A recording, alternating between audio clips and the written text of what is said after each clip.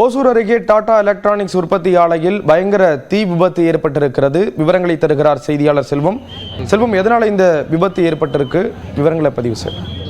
நிச்சயமாக ஸ்ரீராம், ஓசூர் அருகே டாடா எலக்ட்ரானிக்ஸ் தொழிற்சாலையில் பயங்கர தீ விபத்து இன்று காலை ஏற்பட்டது.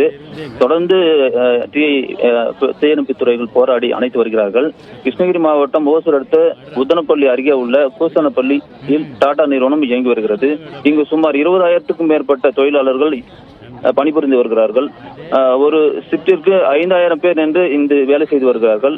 இந்த நிலையில் இன்று காலையில் ஆலோ பிளான்ட் கெமிக்கல் பகுதியில் திடீரென தீ விபத்து ஏற்பட்டது.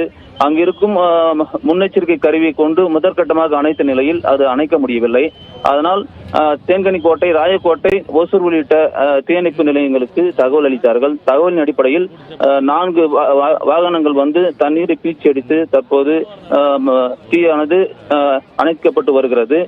தீயானது கெமிக்கல் பிளான்ட்டில் ஏற்பட்டிருக்கிறதால கரும்புகையோட பெரிய அளவில் இந்த தீயானது ஏற்பட்டிருக்கிறது.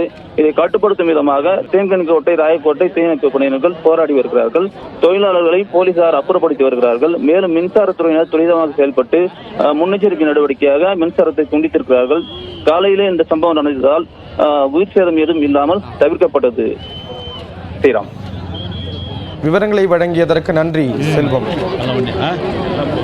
பிடிச்சிட்டு தெரியுது தெரியுமே தெரியுதுங்க.